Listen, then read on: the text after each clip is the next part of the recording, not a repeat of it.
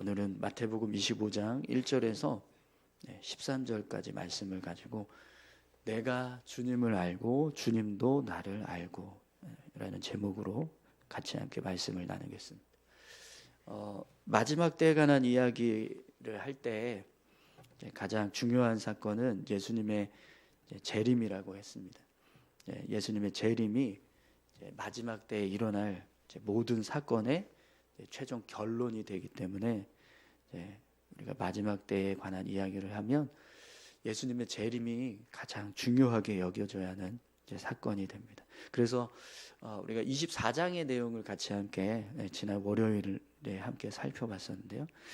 24장의 내용은 예수님의 재림, 이제 마지막 때에 관한 이야기를 하는데 예수님의 재림을 중심으로 해서 예수님 재림 앞부분에는 예수님이 재림하시기 전에 어떤 일들이 일어나는가 그걸 앞부분에 설명을 합니다. 그래서 성도들이 고난 당하고 시험을 받게 된다라는 그런 이야기들을 24장에서 하죠. 그리고 예수님께서 재림하시고 난 이후에 재림에 대한 내용이 중심에 있고 그 뒤에는 언제 올지 언제 재림이 일어날지 모르니 그날을 잘 깨어서 준비하라 이렇게 말씀하는 내용을 24장에서 함께 살펴봤습니다. 25장의 내용을 오늘 함께 우리가 볼 텐데 25장의 마태복음 25장은 24장과 연결이 돼요. 24장에서는 마지막 때에 관한 이야기들을 좀 설명했다면 25장에서는 천국에 관한 이야기를 합니다. 그 내용이 마지막 때 예수님의 재림, 천국 다 연결되는 그런 내용들인데요. 근데 한 가지 좀 다른 점이 있다면 24장의 내용과 좀 다르다면 25장은 재림을 맞이하게 될 사람들에 대한 설명을 합니다. 24장은 예수님의 재림이 어떻게 일어날 것인가, 그리고 예수님의 재림이 일어나기 전에 어떤 일들이 일어날 것인가, 어떤 징조가 있어서 우리가 예수님의 재림을 잘 맞이할 수 있는가, 이런 이야기들을 했다면 25장은 그 재림을 맞이하게 될 사람들의 모습이 어떤 모습인가, 어떻게 우리가 천국을 준비하고 또 예수님의 재림을 맞이할 것인가, 이걸 설명하고 있습니다. 그래서 세 가지 비유가 나와요. 25장에 보면 열처녀 비유, 달란트 비유, 양과 염소 비유, 다 여러분 잘 아시는 비유들이죠. 열처녀 비유는 오늘 우리가 이것도 본문의 내용이고, 또 달란트 비유도 여러분 너무 잘 아시고, 양과 염소의 비유도 너무나 잘 아는 비유들입니다. 근데 이 세 가지 비유가 다 천국을 어떻게 맞이하게 되는지, 천국을 맞이할 사람들의 모습을 설명하고 있는 겁니다. 예수님이 재림하실 때 어떻게 그 재림을 맞이하게 될까, 그 모습들을 보여주는 거죠. 자, 그래서 오늘은 열처녀 비유에 대한 내용을 함께 좀 살펴보겠습니다. 오늘 본문에 보시면 예수님이요, 우리가 천국을 맞이할 때 모습, 그러니까 재림을 맞이하기 위해서 살아가고 있는 우리 삶의 모습이 신랑을 맞이하기 위해서 나간 열처녀와 같다, 이렇게 말씀을 하십니다. 우리 1절에서 4절까지 말씀 다시 한번 보겠습니다. 그때 천국은 마치 등을 들고 신랑을 맞으러 나간 열처녀와 같다리니 그 중에 5은 미련하고 5은 슬기 있는 자라. 미련한 자들은 등을 가지되 기름을 가지지 아니하고 슬기 있는 자들은 그릇에 기름을 담아 등과 함께 가져갔더니. 아멘.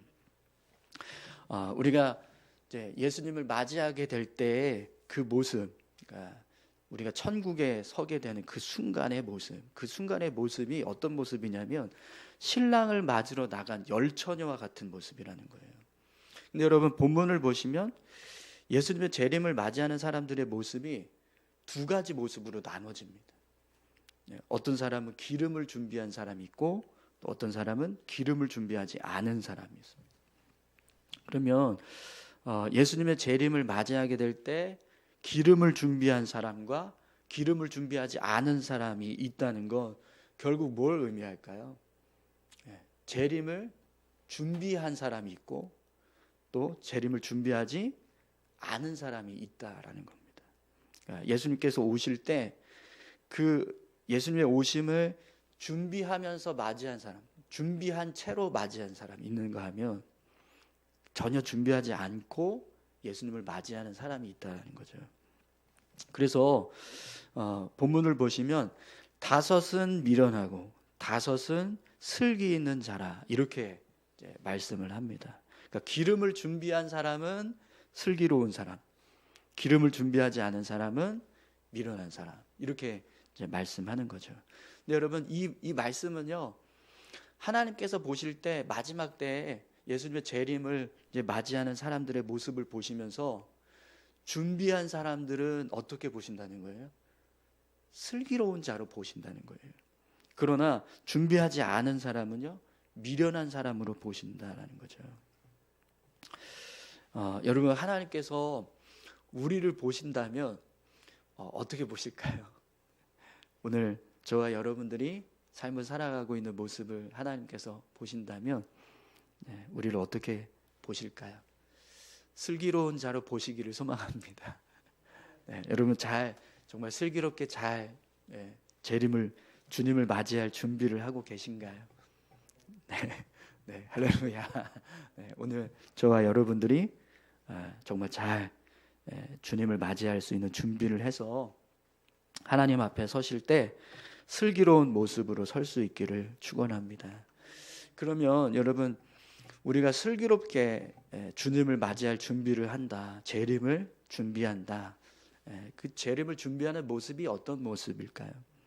오늘 말씀에서 이제 기름이 준비된 사람과 기름이 준비되지 않은 사람, 그 사람들이 이제 모습을 보게 되는데 뭘 준비하고 뭘 준비하지 않았다라는 걸까요? 오늘 본문에서 말하는 기름은 어떤 의미를 가지고 있는가? 우리가 그걸 같이 함께 좀 묵상하기 원합니다. 우선 여러분 오늘 이제 본문을 보면 신랑이 어떻게 오죠? 한밤중에 열처녀가 다 잠들었을 때 신랑이 오는 것을 보게 됩니다. 우리 5절 6절 함께 보겠습니다. 신랑이 더디옴으로 다 졸며 잘새 밤중에 소리가 나되 보라 신랑이로다 맞으러 나오라 하매. 아멘. 여러분 예수님의 재림은 우리가 알 수 없는 시간에 온다라는 것을 오늘 본문을 통해서 분명하게 알게 됩니다. 그러니까 신랑이 더디옴으로 다 졸며 잘새 이렇게 이제 말씀하고 있는데요. 언제 온지 전혀 모르는 거예요. 그래서 이 신랑을 기다리는 사람들이 결국에는 다 기다리다 지쳐서 잠들어 버리는 그런 상황이 되었습니다. 그러니까 예수님의 재림에 대해서 우리는요 징조는 있어요. 그러니까 언제 오실지 그때가 됐구나 이렇게 아는 예상은 할 수 있는데 정확하게 언제 몇 시에 며칠 날 이렇게 오는지는 전혀 우리가 알 수 없다라는 겁니다. 그래서 우리가 예수님의 재림을 맞이하기 위해서는요 항상 깨어 있어야 한다라는 말씀을 합니다. 항상 깨어 있어야 한다. 오늘 이제 본문 13절에서도 보면 우리에게 그렇게 말씀하고 있어요. 그런즉 깨어 있으라 너희는 그 날과 그 때를 알지 못하느니라. 우리가 항상 깨어 있어야 한다라고 말씀을 합니다. 그런데 5절에 보시면 신랑이 더디옴으로 다 졸며 잘새 이렇게 말씀하고 있습니다. 그러니까 이 모습은요 예수님의 재림을 맞이하는 우리의 모습, 항상 깨어 있어야 한다라고 할 때 이 깨어 있어야 한다라고 하는 이 모습이 그러니까 예수님 재림하실 때 눈 뜨고 있는 모습, 눈 뜨고 맞이하는 모습, 자고 있는 게 아니라 눈 뜨면서 예수님이 오시는구나 하고 이걸 보는 그 모습을 말하는 게 아니라 영적으로 깨어 있어야 한다라는 걸 말씀하는 겁니다. 왜냐하면 열처녀가 다 잠들었어요. 그죠? 신랑을 기다리다가 열처녀 모두 다 잠들어 버렸습니다. 만약에 예수님이 오실 때 깨어 있어야 한다라는 것이 그냥 어떤 육신적인 깨어 있는 모습이라고 한다면 열처녀는 다 예수님을 맞이할 수 있는 겁니까? 없는 거예요? 없는 거예요. 그죠? 없는 겁니다. 그러니까 신랑이 온다라는 소식을 듣고 다 일어나서 맞이하는 모습을 보게 되잖아요. 그런데 육신적으로 깨어있는 모습이다. 그러면 열 처녀가 모두 다 잠들어 있을 때 그 모습 자체가 다 이미 예수님을 맞이할 수 있는 모습이 되지 않는 겁니다. 그러나 영적으로 깨어 있어야 한다라는 말씀을 하고 있기 때문에 열 처녀들이 결국에는 그 소식을 듣고 다 일어나게 되는 모습을 이제 보여주고 있는 거죠. 13절에 깨어 있어라라고 하는 단어가 헬라어로 그레고레이테라는 단어를 씁니다. 이 단어는요, 어떤 태만한 상태 아니면 게으른 상태를 경계하고 주의하라, 이런 의미를 담고 있습니다. 그래서 뭔가 아주 심각한 재난이 일어나기 전에 그것이 갑자기 일어나지 않도록 항상 대비하고 있어라, 주의하고 대비하고 있어라, 이런 이제 뜻을 이제 가지고 있어요. 그레고레이테. 여러분, 오늘 저와 여러분들이 그레고레이테 깨어 있기를 소망합니다. 항상 주님이 오시는 그 날을 생각하고 그 날을 위해서 잘 준비하는, 깨어 있는 우리의 심령의 모습, 그런 모습이 되기를 간절히 소망합니다. 그래서 오늘 이제 본문을 보시면 열 처녀 모두 다 잠들어 있었지만 신랑이 온다는 소식을 듣고 다 일어났어요. 근데 문제는 뭐가 문제죠? 신랑을 맞으러 나가려고 하는데 등불이 다 꺼져가고 있었다라는 겁니다. 그래서 미리 기름을 준비한 슬기로운 다섯 처녀는 등불에 기름을 부어서 보충을 합니다. 근데 미련한 다섯 처녀는 기름이 없으니까 등불에 기름을 보충할 수가 없었어요. 그러니까 날마다 주님의 재림을 맞이하기 위해서 깨어 있는다, 이 모습은요, 주님 오시는 그날 우리가 이렇게 눈 뜨고 있는 모습이 아니라 내가 그동안 언제 오실지, 그날 어떻게 주님을 내가 맞이하게 될지, 이걸 늘 생각하면서 기름을 준비하는 그런 모습, 그러니까 믿음의 삶을 살아가고 있는 모습, 그 모습이 슬기롭게 주님의 재림을 준비하는 모습이라는 겁니다. 여러분, 날마다, 정말 날마다 깨어서 주님 오시는 그날을 기대하고 또 준비하면서 삶을 살아가는 저와 여러분들 다 되시기를 축원합니다. 그러니까 평소에 예수님 생각하고 날마다 일상 속에서 예수님께서 언제 오실까, 이걸 준비하면서 삶을 살아가는 모습이 슬기롭게 재림을 준비하는 모습이라는 거죠. 여러분, 재림을 제대로 준비하지 못하면 어떤 일이 벌어지는가, 우리가 그 모습을 오늘 말씀에서 보게 돼요. 기름이 다 떨어지니까 이 미련한 다섯 처녀가 어떻게 하죠? 기름을 좀 나눠달라고, 기름 준비한 다섯 처녀에게 우리한테도 좀 나눠달라고 이야기를 합니다. 그런데 이 다섯 처녀, 기름을 준비한 다섯 처녀가 기름을 나눠주면 이 열 처녀 모두 신랑을 맞이하는데 문제가 생길 것 같은 거예요. 부족할 것 같은 거예요. 그래서 슬기로운 다섯 처녀들이 미련한 다섯 처녀에게 우리가 이거 서로 나누면 신랑을 제대로 맞이할 수 없을 것 같으니 가서 기름 장수에게 사와라, 이렇게 이야기를 합니다. 여러분, 7절에서 9절까지 말씀 함께 보죠.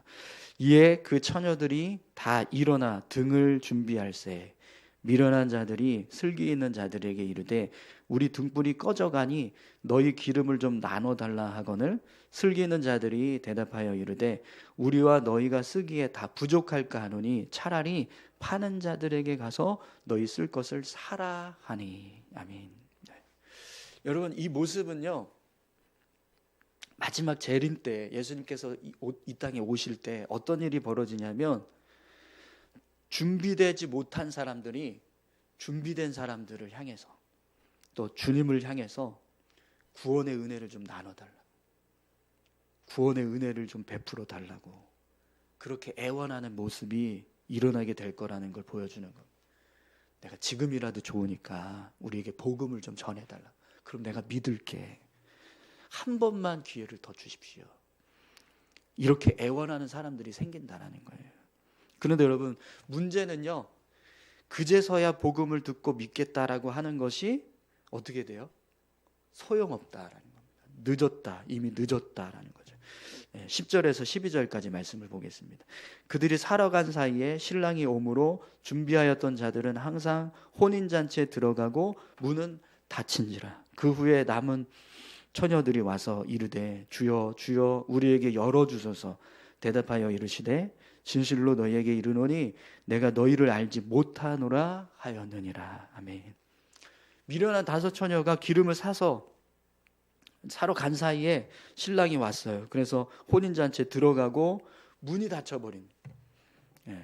그래서 이 미련한 5 처녀들이 기름을 사가지고 왔지만 문을 열어달라고 예언을 하는데 예수님 뭐라고 말씀하세요? 주님 뭐라고 말씀하세요? 주여 주여 우리에게 열어주셔서 이렇게 막 애청을 합니다.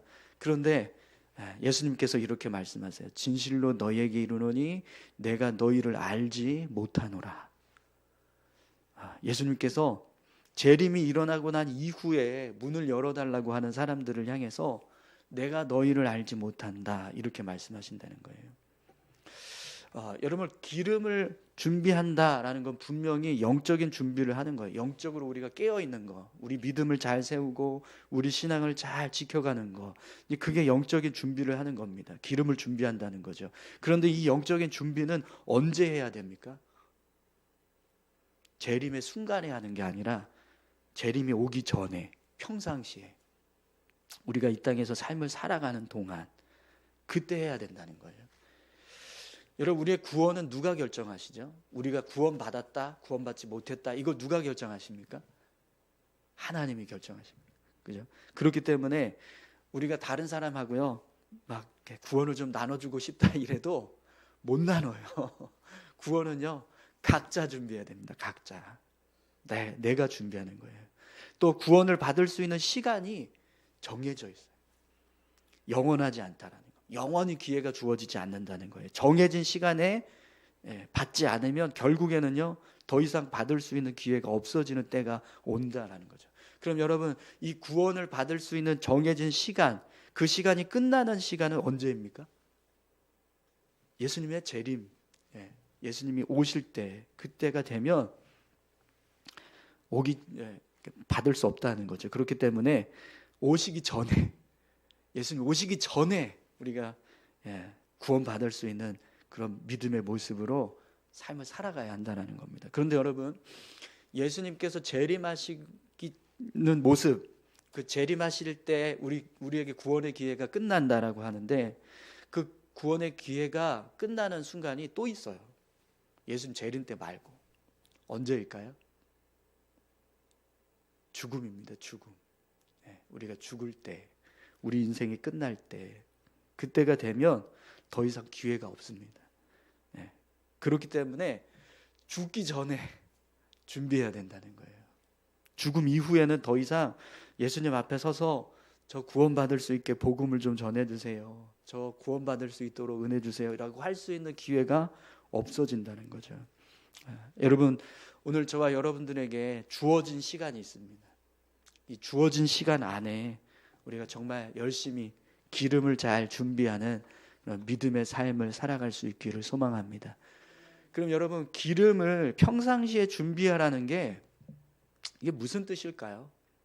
기름을 준비한다. 그것도 그냥 늘 깨어서 평상시에 재림 오시기 전에, 죽음이 오기 전에 준비한다 라고 말씀하는데 이 모습이 어떤 모습을 말하는 걸까요? 오늘 본문에서 미련한 5 처녀가 기름을 사가지고 왔습니다. 그런데도 예수님께서 내가 너희를 알지 못한다 이렇게 말씀하세요. 기름 사들고 등불 켜가지고 왔는데도 예수님이 내가 너희를 알지 못하노라 또 이렇게 말씀하시는 거죠. 그럼 여러분 왜 예수님이 기름을 사갖고 왔는데 등불까지 켜서 왔는데 너희를 알지 못한다 이렇게 말씀하실까요? 이 알지 못한다라고 하는 이 단어가 어떤 의미냐면 머리로 아는 어떤 지식적인 알이 아니라 경험으로 아는 거예요. 경험으로.